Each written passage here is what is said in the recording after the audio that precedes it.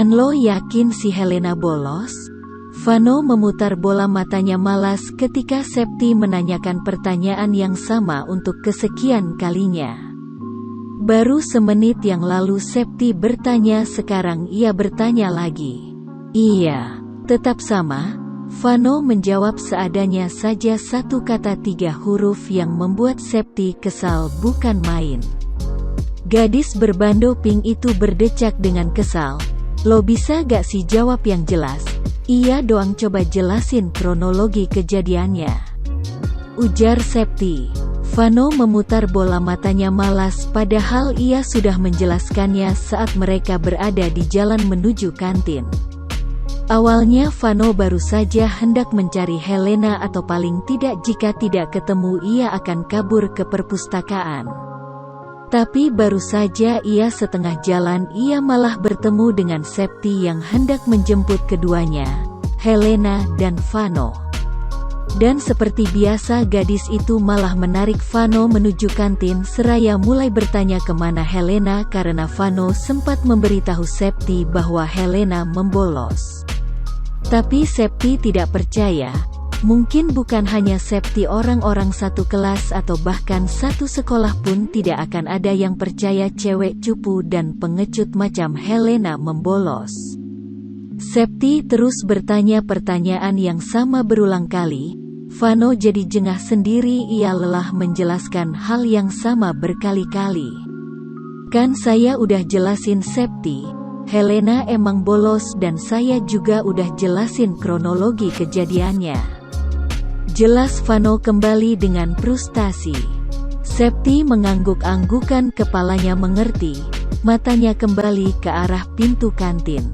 Matanya berbinar ketika ia mendapati seseorang yang ia cari tengah berjalan sambil menggerutu tanpa memperdulikan sekitarnya.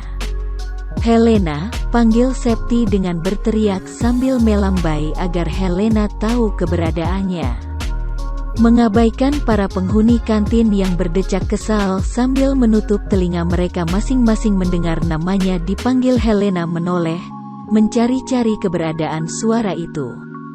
Ketika ia berhasil menemukannya, ia pun menghampiri Vano dan Septi masih dengan raut wajah kesal yang kentara.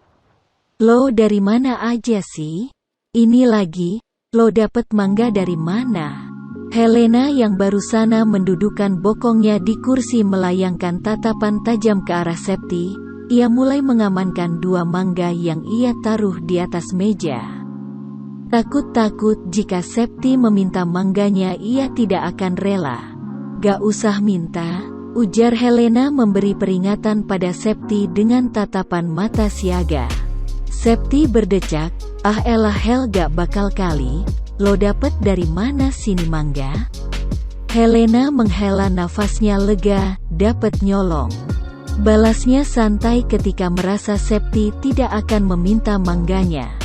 Septi dan Vano saling lirik dengan mata membola tak percaya. Nyolong, teriak keduanya serentak sampai-sampai membuat keadaan kantin hening dan menatap keduanya dengan aneh. Helena melotot tajam, berisik bego. Septi dan Vano nyengir, ya sorry. Helena berdecak, ia pun bangkit dari duduknya dan menuju stand makanan. Mau kemana lo? Pesen makanan, asteris. Di sisi lain Gibran, Helvan, dan Theo terduduk tidak jauh dari tempat di mana Helena dan teman-temannya. Mereka bertiga sama-sama bingung mencari keberadaan Nata yang entah ada di mana.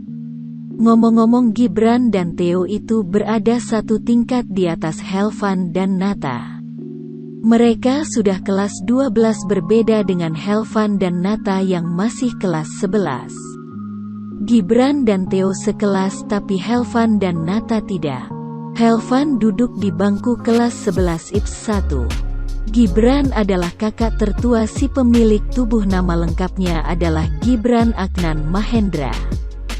Sedangkan Helvan itu kembarannya Helena, Helvan Advio Mahendra. Kalian tentu tahu siapa Nata kan? Dan satu lagi Theo, dia sahabat ketiga orang itu dan bukan siapa-siapanya Helena. Si Nata mana dah? Tuh orang gak kelihatan batang hidungnya. Gibran dan Helvan menggeleng pelan, mereka berdua juga tidak tahu di mana Nata. Tak lama setelah itu, keadaan kantin mendadak ramai ketika seorang cowok tampan berlesung pipi masuk ke dalam kantin. Tapi keadaannya sangat tidak baik. Cowok itu berjalan sambil memegangi perutnya dengan wajah yang meringis sesekali. Lah itu si Nata. Gibran dan Helvan menoleh, dan benar cowok yang tengah meringis memegangi perutnya itu memang Nata. Terlihat dari geraknya yang perlahan mendekat ke arah meja ketiganya. "Ngapa lo?" tanya Helvan ketika Nata telah duduk dan menyandarkan punggungnya ke sandaran kursi. "Kena bogem gue."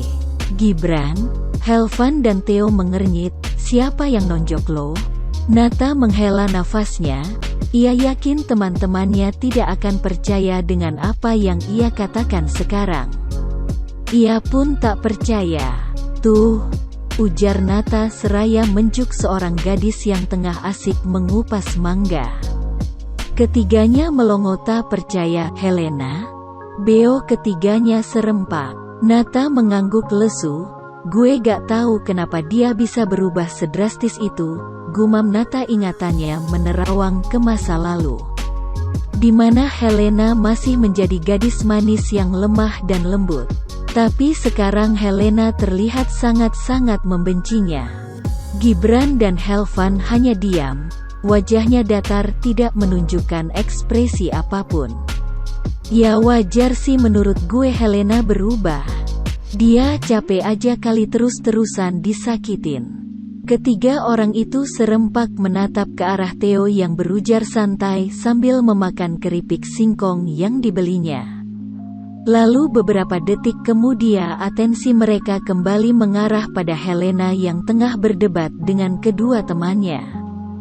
Di antara keempatnya hanya Theo yang tidak pernah berlaku buruk pada Helena. Malahan Theo yang seringkali menasihati ketiganya. Ia juga heran karena tiba-tiba sikap Gibran dan Helvan serta Nata berubah pada Helena. Padahal setaunya dulu saat mereka masih ketiganya nampak baik-baik saja dan terbilang sangat bahagia. Theo tahu, jelas karena Theo dan Gibran serta Helvan dan Nata berteman sejak Tapi Theo tak tahu apa yang membuat ketiganya jadi sangat anti dan terlihat membenci Helena. Mereka juga sering bersikap buruk dan menghina Helena. "Ngomong-ngomong tuh cewek dapat mangga dari mana? Setahu gue di kantin gak jual mangga." Nata terdiam, begitu pula Gibran dan Helvan, tapi tak ada yang tahu bahwa kedua kakak beradik itu pun sama penasarannya dengan Theo. Dia nyolong. "What?" Nata mengangguk ketika teman-temannya terkejut. Percayalah ia juga sama terkejutnya dengan mereka. Dia ngambil mangga di taman belakang. Gibran dan Helvan saling tatap, mereka benar-benar tidak percaya dengan apa yang didengarnya. "Dia manjat gitu?" Nata mengangguk lagi. Sebenarnya Nata benar-benar terkejut dan panik, apalagi ketika Helena meloncat dengan santai dari ketinggian lebih dari 3 meter. Mungkin jika Gibran dan Helvan mendengar itu mereka akan lebih terkejut lagi. Faktanya Helena itu takut ketinggian. Helena juga tidak bisa memanjat, tentu saja itu mengejutkan mereka. "Kenapa dia berubah banget ya?" gumam Helvan yang masih bisa didengar oleh Gibran, Nata, dan Theo. Theo meminum minumannya sedikit. "Jangan pernah bertanya kenapa seseorang berubah. Bisa jadikan kalian sendiri yang buat dia berubah. Power Ranger aja berubah karena ada yang gak beres," katanya yang lagi-lagi berhasil membuat 3 orang di meja itu terdiam.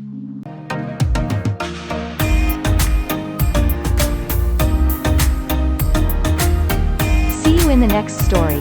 Thank us for listening. Don't forget to like,